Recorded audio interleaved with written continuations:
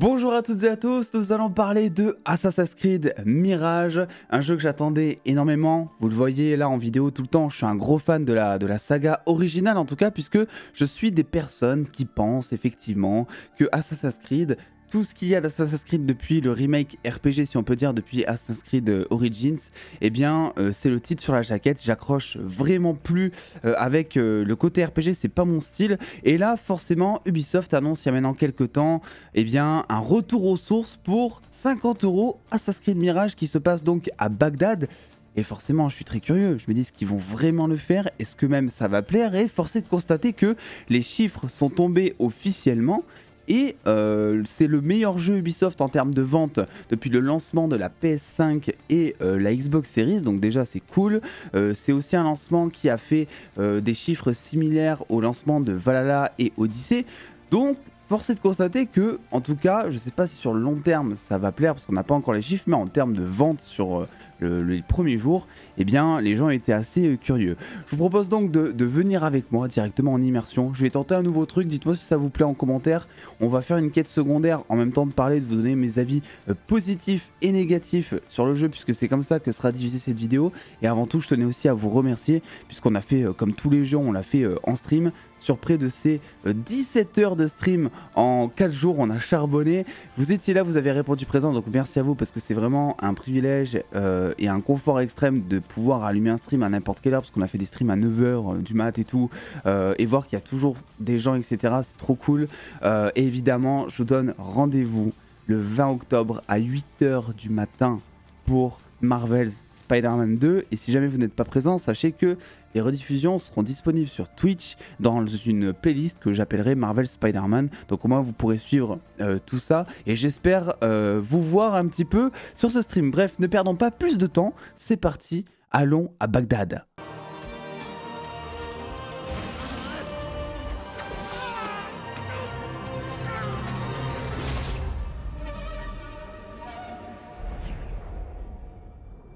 Et donc nous voici à Bagdad, et là vous le voyez d'entrée de jeu, moi il y a un truc qui m'a fait vibrer dès le départ sur cette fameuse promesse de retour aux sources, c'est le bureau des assassins. Voir l'ancien design comme ça du bureau des assassins qu'on avait dans les tout premiers Assassin's Creed, hein, c'est quelque chose, je vais pas vous le cacher, qui a eu son petit effet sur moi. Vous pouvez aussi voir que le jeu est assez beau, on est sur un jeu qui est cross-gen, hein, donc ça aurait pu être 10 fois pire, mais en termes d'effets, d'éclairage, etc., c'est vraiment très propre là-dessus. Moi je trouvais ça super cool. Bagdad, c'est un truc qui de base me faisait pas envie quand ça a été annoncé, puisque j'imaginais quelque chose de très terne, etc., mais faut pas oublier que les premiers Assassin's Creed, on avait toujours un filtre un peu bleu-gris même sur l'écran. Et là, en fait, on est vraiment sur plein de couleurs différentes. On a vraiment l'impression par moment d'être dans une véritable jungle, presque, j'ai envie de dire, tellement tout a été pensé pour attirer l'œil en fait. Donc voilà, donc là je suis avec une tenue qui est débloquable sur une quête très secondaire, donc rien de très spoilant là-dessus vraiment. Et concernant mes armes que j'ai, ça fait partie donc de l'édition Deluxe que j'ai acheté, puisque comme je vous l'ai dit, je suis un gros fan, et donc je n'ai pas dépensé 50 balles mais bel et bien 60 pour cette édition de Mirage. La première impression que j'ai eue sur Assassin's Creed Mirage, hein, vous allez le voir de toute façon au fur et à mesure de cette quête secondaire, voilà, c'est un contrat secondaire que j'ai pris dans un bureau d'assassin normal. C'est tout simplement l'ambiance. On a vraiment l'impression d'être de retour en fait aux sources, de voyager sur les toits de Bagdad, et toujours avec notre petit aigle ici, qui est un petit peu la reprise finalement de ce qui se passait dans Valhalla, dans Odyssey. Voilà, c'était quelque chose qui n'était pas forcément dispo dans les premiers jeux. Donc rien de très nouveau, mais toujours aussi satisfaisant d'avoir un espèce de copilote, on va dire, dans cette aventure pour nous aider. Et aussi ça, c'est très satisfaisant, le fait de se balader comme ça sur les toits, même si là je vais pas pouvoir vraiment vous montrer le parcours d'Assassin's Creed, puisque on est dans un endroit finalement où il y a énormément de vide, hein. Mais tout a été pensé pour qu'on puisse faire du parcours à la Assassin's Creed justement, et ça fait plutôt plaisir. Donc là il y a une mission, c'est assassiner le capitaine, et je crois que la contrainte, parce qu'on a des contraintes sur les contrats comme ça secondaires, c'est de ne subir aucun dégât. Donc ça risque d'être compliqué, puisque les combats sont pas vraiment ce qu'il y a de mieux, mais ça j'en parlerai dans la partie justement un peu plus négative du jeu. Alors concernant l'immersion, l'ambiance, comme je vous disais, c'est un jeu qui coûte 50 €. Il a une durée de vie pour sa trame principale d'environ 15 heures. Et c'est vraiment pas du foutage de gueule, puisque regardez, je sais pas si vous allez vraiment vous rendre compte ici, mais quand on regarde la map, c'est vraiment assez grand. Hein. Regardez, j'ai fait toute la trame principale et j'ai même pas encore eu l'occasion de tout faire justement. Donc voilà, vous allez en avoir pour votre argent pour 50 €, c'est très propre, on s'ennuie pas. Les quêtes secondaires sont plutôt satisfaisantes, on a du plaisir à aller ramasser les petits collectibles, etc. Donc là-dessus, vraiment, rien à craindre. Dans les autres points forts présents, mais on s'en rend beaucoup plus vite compte dans la trame principale, c'est la BO du jeu. La BO du jeu est vraiment très satisfaisante, incroyable. Assassin's Creed a toujours eu... ah ben voyez là, j'ai voulu utiliser mon aigle et puis il y a un archer qui a voulu tout bonnement défoncer mon aigle, donc je ne peux pas l'utiliser tout bonnement. Donc ça offre une petite difficulté, on va dire, supplémentaire, c'est toujours plaisant. Petit regret concernant la BO juste, mais ça m'est entièrement personnel. C'est, vous savez, dans les Assassin's Creed, à chaque fois qu'il y a le titre qui s'affiche, voilà, on a une intro généralement, et ensuite il y a le titre qui s'affiche. Et là, je pense que je vais me chier. Il faut que je subisse aucun dégât. Je voulais la jouer en mode sneaky. Je sais pas si ça va être possible. Bon, bah c'est bon. Voilà, donc l'IA toujours... c'est une IA d'Ubisoft, hein, les gars. Donc, faut pas vraiment s'en inquiéter. Donc lui, il va venir là. On va siffler un coup. Voilà, hop, la petite lame. Et lui, il m'a capté. Donc ça va être l'occasion de... Ah bah non, c'est bon, je l'ai assassiné, c'est super. Donc petit regret par rapport à la BO, c'est le fait que voilà, au moment où le titre s'affiche, on n'est pas la musique originale remixée du jeu. Vous savez, le thème mythique d'Assassin's Creed, ils ont choisi un autre thème qui est propre à Mirage, qui est très bien. Mais c'est juste qu'en termes de frissons, j'ai vraiment pas eu mes petits frissons en fait au moment du title card.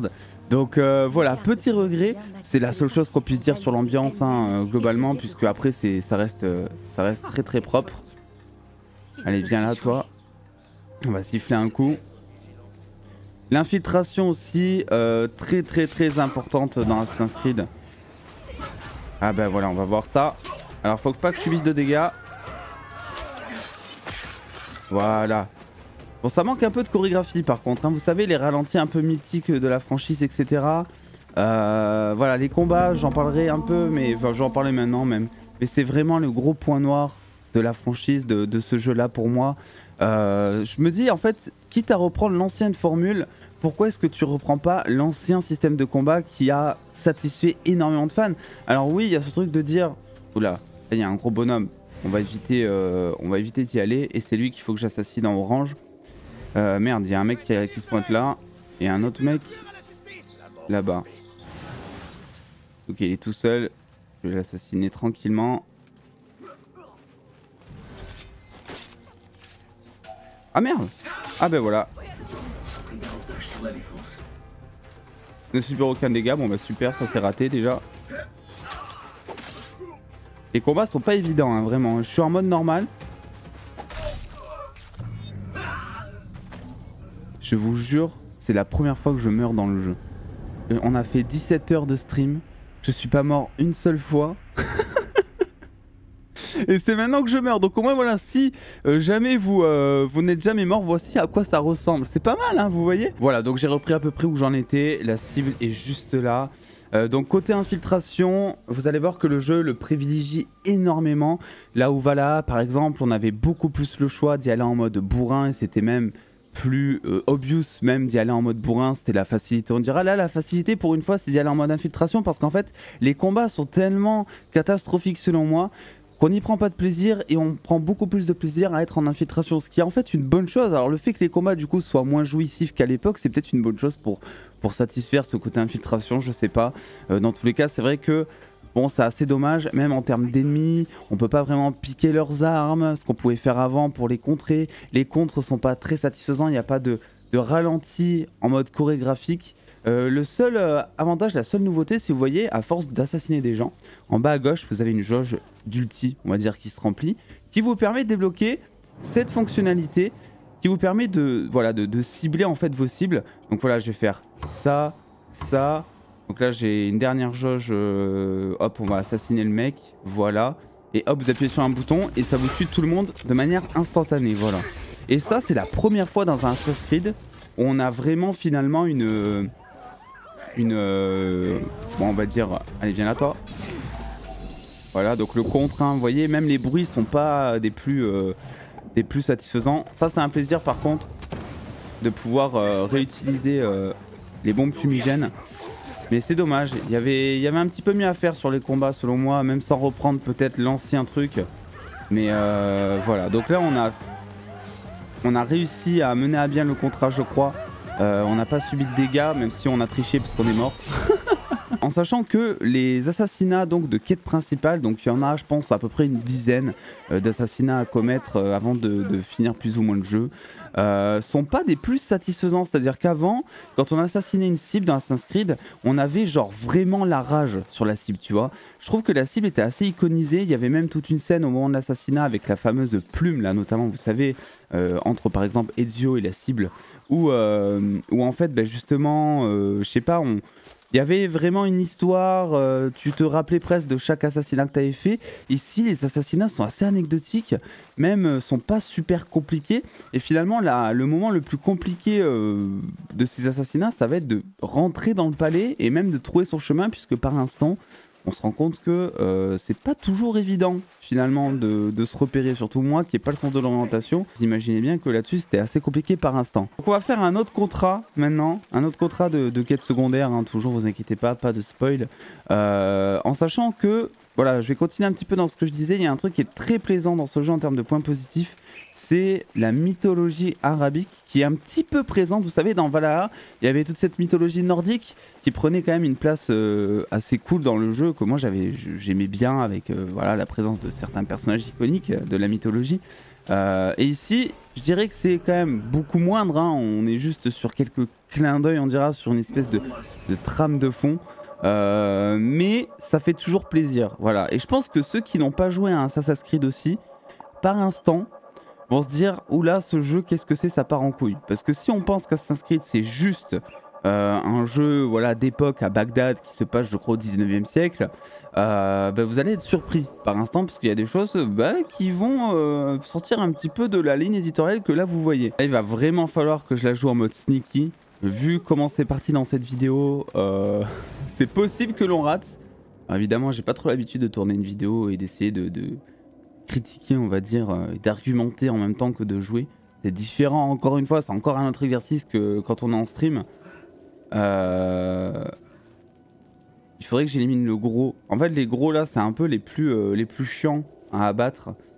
Donc ce qu'on va faire c'est que je vais l'éliminer direct et normalement je pourrai assassiner l'autre qui est à côté. Ah ben, ah si c'est bon. Ok. C'est bon, on va monter ici. Je vois qu'il y a des gens qui sont juste au-dessus. Vous voyez, c'est pour ça qu'il vaut mieux la jouer en mode sneaky, parce qu'en fait, les combats sont tellement hard par instant. Ouais, c'est dommage, le contre là, vous voyez, je l'ai quasiment one shot. Et ça aurait mérité une petite chorégraphie de combat, tu vois, un petit truc sympa. Alors, je vois qu'il y en a encore un là. Le bateau est là, volé. Il y en a un là-bas. Je vais aller tuer celui qui est là. Je préfère voilà, mettre toutes les chances de mon côté, tuer tout le monde. Hop là. Donc on a une touche d'esquive en fait et une touche de contre. Donc quand les ennemis s'illuminent en rouge, faut esquiver. Quand ils s'illuminent en jaune, faut contrer. Et c'est pas toujours évident. Vous voyez là, j'aurais dû contrer et surtout en parlant, c'est encore moins. Voilà. C'est pas toujours évident, surtout quand il y a plusieurs ennemis. On est loin du Ezio qui va défoncer 20 ennemis. Ah oui, il fallait pas se faire détecter. Demande du client. Bon bah c'est pas grave, on va quand même voler le bateau. J'avais totalement oublié l'objectif à force de parler. Ah ben voilà, une petite Corée enfin. Enfin. Bon vous avez vu, c'est rien de très foufou hein. Mais voilà. Je trouve aussi que en termes d'histoire principale, l'histoire est en fait peu prenante quoi. Ah, les portes sont verrouillées par quoi? Il devrait y avoir un levier à proximité. Ils ont vachement étalé en longueur le jeu pour qu'il fasse 15 heures, je trouve. Hein. Il y a par exemple à un moment, vous verrez, il y a une cible qu'on doit assassiner. Et en fait, au moment de l'assassiner, elle nous parle de sa vie. Le problème, c'est qu'on s'en fout un petit peu parce qu'on sait que dans les secondes qui vont arriver, en fait, elle va crever quoi. C'est un peu le but de la mission à ce moment-là.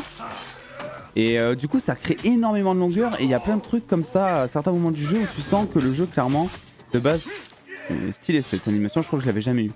Le jeu de base je pense a été pensé pour faire 10 heures et du coup ça ouvre un débat qui selon moi est intéressant.